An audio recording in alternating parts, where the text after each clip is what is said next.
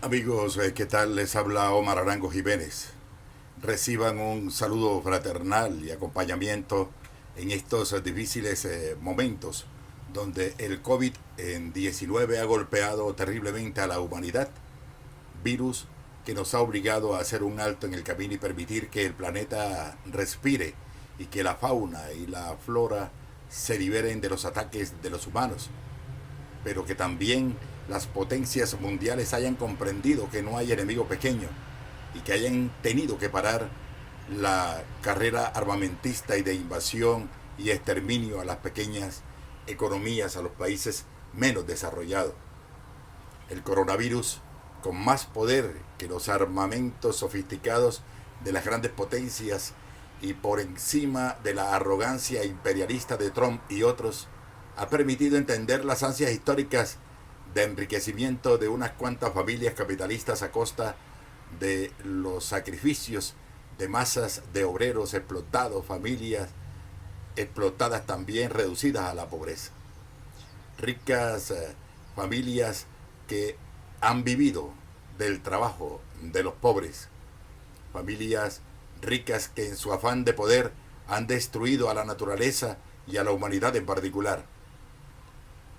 Hoy sí hemos podido comprobar las peores prácticas neoliberales de arrasamiento de las economías de países más pobres y de una gran masa de trabajadores pequeños y medianos empresarios, medidas que se imponen a la fuerza, lamentablemente. Queremos destacar la convocatoria que nos hace la CUT y FECODE a conmemorar este 1 de Mayo internacionalista y unitario, desde casa, pero de manera muy activa, con banderas de Colombia, cacerolazos, comunicados y con amplificación del himno de la Internacional y voces de solidaridad internacional con los hermanos trabajadores del mundo a través de las redes sociales. Llamamos entonces a conmemorar el 1 de Mayo rechazando la superexplotación de millones de personas que con su trabajo contribuyen al enriquecimiento de los poderosos monopolios y los grandes grupos financieros. Rechazaremos la cantidad de decretos emitidos por el presidente Duque en el marco de la emergencia económica y social y sanitaria, que ponen de manifiesto el interés de Duque en resolver primero las necesidades del sector financiero y de los bancos, los grandes monopolios nacionales y extranjeros, los fondos privados de pensiones, de los intermediarios EPS a costa de la imposición de más tributos y cargas a los trabajadores y a los empleados colombianos. Poco le interesan a este gobierno las MIPIMES, los sectores informales y trabajadores independientes para los cuales no hay ayuda del Estado.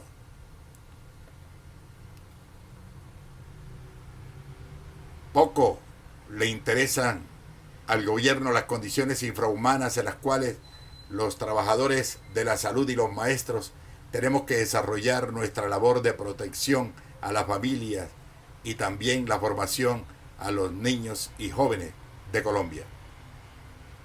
Vaya nuestro reconocimiento al desempeño profesional de los educadores, de los directivos docentes, hoy puesto a prueba en esta contingencia. Es un trabajo que no hace cualquier politiquero. Los educadores tenemos, sin herramientas y sin ayuda del Estado, en la mayoría de las veces, que convertirnos no solamente en pedagogos, sino en psicólogos, en médicos, en consejeros familiares y hasta en padres de familia para resolver problemas sin contar con las mínimas condiciones laborales, económicas y sociales para enfrentar una nueva experiencia pedagógica como la que hoy estamos enfrentando. Tenemos que hacer, eso sí, un llamado muy fraternal y muy respetuoso a unos compañeros que de pronto presionados por algunos secretarios de educación, directivos docentes o jefes inmediatos, están saliendo de manera irresponsable de sus casas. Las estrategias pedagógicas han cambiado y no nos deben preocupar hoy la competencia por notas ni puestos mejores en las pruebas saber, sino el cómo conducir con nuestros niños y jóvenes y con las familias y padres de familia las tareas de integración en casa, en los hogares. No a las exigencias de informes y planes de trabajo fuera de contexto por parte de algunos directivos docentes y secretarios de educación que conllevan al acoso al maestro, a los estudiantes y a los padres de familia. No podemos contribuir así al aumento de acoso sexual, acoso laboral, maltratos, problemas de salud mental y hasta asesinatos y violencia intrafamiliar, como hoy viene ocurriendo en muchos municipios de Antioquia, Colombia y del mundo. Tenemos que cuidarnos todos cumpliendo en casa la orden de confinamiento preventivo obligatorio. La podemos mitigar no saliendo de las casas a cumplir el llamado de sus jefes. No tiene presentación que las empresas que prestan el servicio de educación rural por cobertura estén hoy llamando a los maestros a irse a trabajar a la zona rural a la luz del decreto 531, cuando las excepciones allí señaladas solo se dan cuando se trate de prevenir, mitigar y atender la emergencia sanitaria por causa del COVID-19. De nada sirve entonces tener el cuidado y la desinfección de la superficie, el lavado de manos y de alimentos cuando propiciamos que el virus se introduzca en los papeles, en la guía, en los talleres que estamos manipulando. Difícil desinfectar toda esa cantidad de materiales. Son actos irresponsables. Y son muchas las razones que nos obligan además a estar alertas y a denunciar la forma como el presidente Duque y su gobierno han manejado la crisis originada por el COVID-19. Con expedición del decreto 593 del año 2020, mediante el cual se interrumpe la orden de confinamiento para algunos sectores de la economía, queda en evidencia que prefirió atender más el problema de la economía que el problema de la salud y la vida de los trabajadores y los colombianos, que son en última instancia quienes tienen que arriesgar su vida y la de su familia sin la requerida bioseguridad para garantizar una mayor producción de riqueza. Los ricos se quedan en sus casas cuidándose tranquilos y cumpliendo sí la orden de aislamiento preventivo obligatorio, pero mandan a los trabajadores a la calle. Con esto quiere evadir el gobierno del presidente Duque su responsabilidad de enfrentar esta pandemia mediante subsidios y no préstamos a los pequeños y medianos empresarios que garanticen el pago de nóminas de los empleados a los cuales golpean con rebaja de salarios o despidos arbitrarios. La aplicación de medidas de alivios bancarios, suspensión de pagos de servicios públicos e impuestos y una mayor inversión en salud, educación, saneamiento básico y agua potable. Esa tarea no la ha cumplido ni la quiere cumplir el gobierno. El COVID-19 nos está dando entonces una gran lección a nosotros todos sobre el por qué la lucha de clases no pierde vigencia.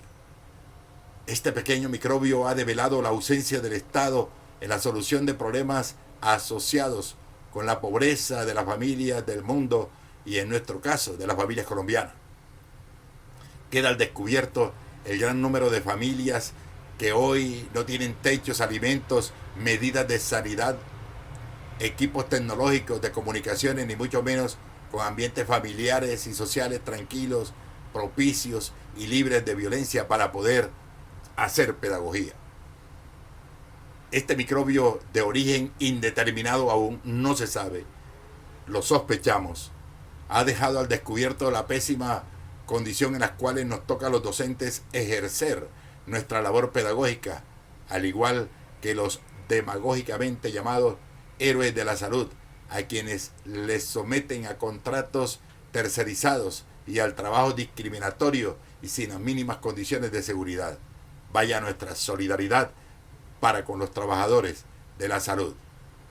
Y al fin ese bichito, ese virus, hizo que los sectores de derecha y los gobernantes pudieran entender que tenemos la razón quienes salimos a la calle a reclamar justicia mediante un acto legislativo que contemple una reforma constitucional al sistema general de participaciones, para que así no tengamos que recurrir, como hoy está sucediendo, a edificios viejos abandonados, clínicas abandonadas, a estadios y hasta a los palacios de exposiciones para habilitarlos como salas de cuidados intensivos u hospitales. Eso da pena. Son responsables de esta falla los gobernantes y los congresistas que se niegan a legislar a favor del pueblo y sí a favor de los grandes banqueros y empresarios. El coronavirus ha revelado las serias falencias que tienen nuestras instituciones educativas, pero también los hospitales y las clínicas públicas. No hay agua con qué lavarse las manos en nuestras instituciones educativas. No hay las mínimas condiciones sanitarias en las instituciones educativas. Por eso es muy difícil cumplir los protocolos de sanidad que nos están orientando desde el gobierno y desde la Organización Mundial de la Salud. Por lo menos hoy sí estamos visibilizando y georreferenciando a los estudiantes pobres que no tienen alimento, vestido ni ayudas tecnológicas, pero que además conviven con la extrema pobreza y con serios problemas de descomposición social y ambientes de violencia, como ya lo hemos relatado. Para la entrega de alimentos, materiales didácticos y cuidado de las instituciones, las secretarías de educación deben disponer de personal de apoyo especializado y debidamente acondicionado y no arriesgar la vida de los directivos docentes y de los docentes y mucho menos de las comunidades educativas. De otra parte, dicen los especialistas y los psicólogos que debemos tener cuidado al desarrollar nuestro trabajo con metodología virtual. Preocupa el estrés que están viviendo los estudiantes y los padres de familia, en algunos casos por culpa de algunos jefes, pero también compañeros directivos docentes y docentes que, queriendo preparar al estudiante para otras cosas en contenidos específicos, quieren trasladar la escuela a la casa, exigiendo evaluaciones y calificaciones inclusive. Tratemos de conocer primero las condiciones en las cuales vamos a entrar a las casas de manera virtual, si es que se puede. Dosifiquemos las actividades. El problema de hoy, compañeros, no es avanzar en contenidos planeados y programados en tiempos normales para aplicar en tiempos de pandemia. No podemos, los directivos docentes ni los maestros, ser cómplices o culpables de lo que pueda suceder al interior de los hogares cuando hay conflictos por la imposición de muchas tareas por parte nuestra. Los maestros tenemos la suficiente autoridad, eso sí, para de manera enérgica exigir al gobierno, como justamente lo hacen los trabajadores de la salud, que se mejoren las condiciones laborales, que se nos faciliten los medios tecnológicos y todas las condiciones para poder cumplir nuestro trabajo pedagógico y saber orientar a los padres de familia y a los estudiantes. Ha quedado claro que los gobernantes, en la gran mayoría de los casos, actúan de espaldas a los sectores populares, no atienden las principales necesidades que hoy tiene el sector de educación. Hoy encontramos hambre, desempleo, afugias en las familias por las deudas, por el pago de arriendos, servicios públicos y por la atención de personas con otro tipo de enfermedades hasta respiratorias que están muriendo por la incapacidad del gobierno y la falta de infraestructura y adecuaciones hospitalarias. Por atender la pandemia y evitar el contagio del virus, las personas están muriendo entonces por falta de atención, por otras causas. Aquí deben jugar un papel muy responsable las entidades prestadoras del servicio de salud en el país que no vienen cumpliendo los contratos. En nuestro caso, Red Vital Submédica está adelantando algunas tareas y acompañamiento, pero falta mejorar. En medio de las dificultades de circulación y movilidad, deben seguir atendiendo con oportunidad y eficacia la salud de los docentes y sus beneficiarios. Si existen fallas en la entrega de medicamentos y atención de procedimientos prioritarios, Red Vital ha informado que está abierta y tiene comunicación directa con los veedores de salud, pero no nos quedemos callados. Elevemos las quejas ante las instancias correspondientes. Las promesas de los gobernantes y en especial del presidente Duque se están quedando en alocuciones distractoras. Las ayudas no están llegando a quienes realmente deben llegar, y es ahí donde las organizaciones sindicales y sociales debemos intervenir con seria distancia del gobierno para exigir que la plata para aliviar esta crisis salga de los ricos, los grandes empresarios, pero también de las reservas económicas que tiene el gobierno y que sabemos que las tiene y sabemos dónde las tiene. Debe el gobierno y los organismos de control vigilar los contratos de los alimentos, las ayudas humanitarias alterados e ilegales y castigar los actos corruptos de algunos alcaldes y funcionarios responsables. En Antioquia seguimos esperando que el señor gobernador Aníbal Gaviria y toda su administración departamental retomen la urgencia de devolver los dineros descontados a los maestros que paramos en el año 2001 para exigir más recursos para salud, precisamente educación, saneamiento básico, agua potable. Hay un fallo, señor gobernador, del Consejo Superior de la Judicatura. Hay sentencias que la administración departamental tiene que cumplir. No lo quiso hacer el gobernador Luis Pérez Gutiérrez, no lo quiso hacer el secretario de Educación Néstor David Restrepo y tampoco su asesor jurídico Carlos Arturo Piedrahíta. Allá quedó la plata, parte de la plata, en Secretaría de Hacienda. Solamente le pagaron a 135 maestros por negligencia de la administración anterior. Ojalá que esta administración retome el asunto y le devuelva los dineros descontados por ese justo paro a los 5.800 maestros. Esperamos además que este confinamiento sirva a los congresistas, al presidente, a los gobernantes, para que revisen sus políticas económicas, sociales y para que cumplan con los compromisos y acuerdos adquiridos con los maestros, con la clase trabajadora y con el pueblo colombiano. Ojalá les sirva este confinamiento para reflexionar y actuar mejor, señores congresistas, señores gobernantes. Responsabilizamos al presidente Duque de las nuevas determinaciones que permiten la apertura de algunos sectores económicos a partir de este 27 de abril. Pudo más lo económico que la vida. Debe el gobierno resolver el problema de la salud, el problema de la comida, los salarios, el problema que tienen hoy los trabajadores y el pueblo colombiano. Por eso quiero finalizar reiterando la invitación a no perder nuestra razón de ser, a no dejarnos distraer, a quedarnos en casa, a cuidar nuestra vida, la vida de nuestra familia y la vida de nuestros vecinos y de todos los ciudadanos. Si al 11 de mayo no hay las condiciones requeridas para poder circular y movernos en la ciudad, si a 31 de mayo no hay las condiciones para que los niños, los estudiantes lleguen a las aulas escolares, habrá que hacer algo para que no vayan a las instituciones educativas. El llamado es a que si el 11 de mayo no hay las condiciones para romper la orden de aislamiento preventivo obligatorio y sigue aumentando la curva de contagio, las organizaciones sindicales Adidas, FECODE, CUT, tendremos que tomar algunas determinaciones.